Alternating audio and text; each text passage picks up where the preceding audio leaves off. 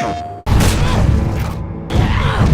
been about a year and a half since we showed anything from The Last of Us Part 2. In that time, we've really been kind of like heads down, quiet, because we want to make sure we have the proper time to do this game justice.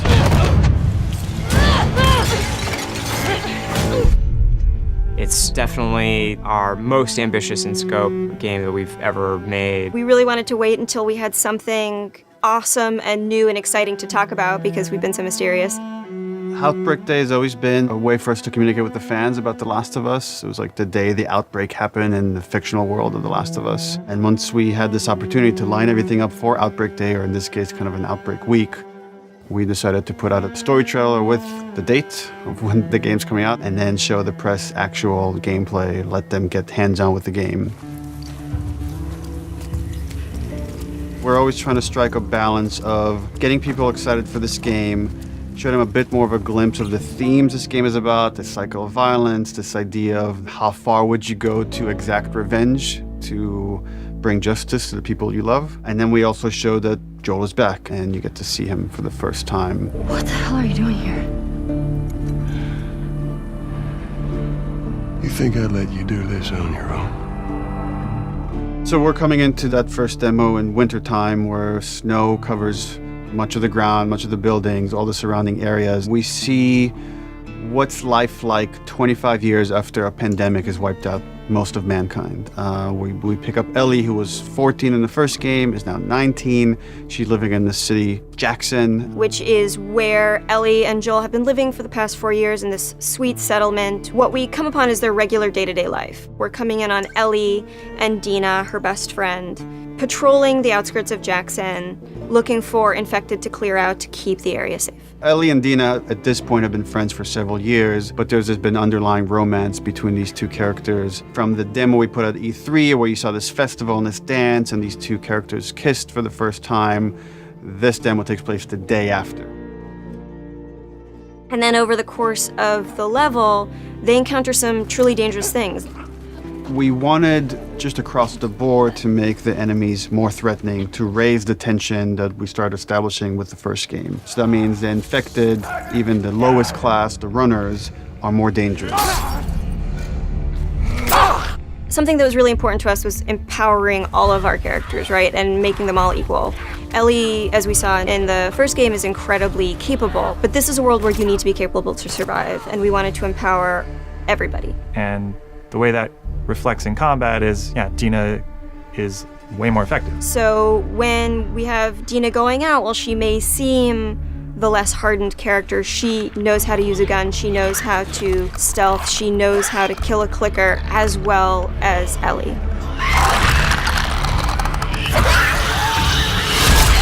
When we were looking to expand on The Last of Us 1 to The Last of Us 2, one of the things that jumped out as being an avenue that was really worth exploring was traversal. Ellie is so much more agile, kind of more athletic, that it seemed like we should really pursue this whole avenue of gameplay. Introducing like a real jump, like a real arcing jump, has allowed us to make for much more interesting puzzles, more interesting vertical environments, and can frequently integrate well into combat setups as well. She's able to move quickly in a lot of different ways. She can dodge attacks. She can squeeze through, we call them squeeze-throughs. Oh, looks like I could fit through that. Oh, I can fit through that, that's cool. And that has been such a great integration into the combat loop of like, you're fleeing an enemy, or you're trying to get a flank, you're in stealth, and you just kind of like scooch into a room or behind an object.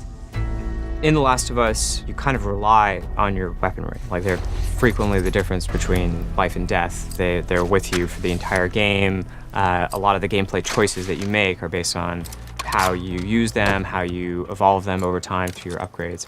We really wanted to give an opportunity to look at them up close, to interact with them physically. And so the workbench seemed like the ideal place to do that. I think over the course of the level, just talking about the tech for a second of just a snowy environment, we've got all the deforming snow stuff you'd expect, brushing by on horseback a branch and the snow falling and collecting on the horse, like all these things you would expect in a realistic grounded world. We have this weather, the storm kind of kicks up. Over the course of the level, it goes from more of a clear day into a blizzard. It's all just to build this tension of, the mess that they got themselves into. Can they make it safely out? Dina, where are you? Eventually, they end up in this old abandoned library, and it's in this moment where Dina really pokes and wants to get the ball rolling on this flirtation, wants to bring down Ellie's walls. And they kind of reveal to each other how much they like each other. You're infuriating. Have you met you? And then we have a second demo that the press played that's like much later in this story where Ellie has started going down this road of revenge. She finds herself in Seattle, pitted against this group that controls the city.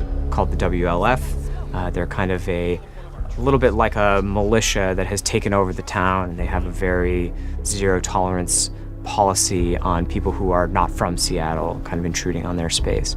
And she hears over the radio that a male trespasser has been spotted, and she knows that the WLF are closing in on him. And so we find her negotiating this abandoned hillside suburb. And she's running into this new enemy type of guard dogs that the WLF are using. Dogs have a new sense of perception to bring to the table, which kind of puts this really interesting wrinkle on stealth gameplay, where so far you've been dealing with sight and sound, trying to stay out of sight, trying to move slowly to be quiet. But now with enemy dogs, you have to worry about them picking up your scent trail. If you go into listen mode, you can see, we have a visualization of that scent, so you can see like when the dog is sniffing you and where it's going. You can throw bottles to distract the dog off of your scent, and it just adds this extra tension.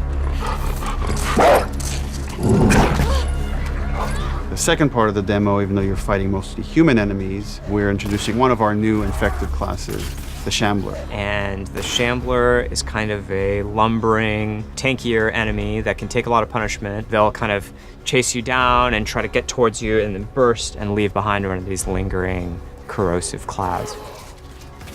In the demo, we have this mini boss fight, and that class happens to be a stalker. It's a class between runners and clickers. It's a class that can hide and run away, and we wanted to do a lot more with them in this game. And because we have this evade mechanic, you can kind of go toe-to-toe with someone, and we can have these boss fights that we weren't able to have before. So you guys can go back and forth and exchange combos and evade each other and slam each other onto like desks, and we can now render all these physics objects, and it's all done in service of just grounding you more in this world, making you more immersed in this fight and feel like Ellie's barely surviving by the edge of her abilities.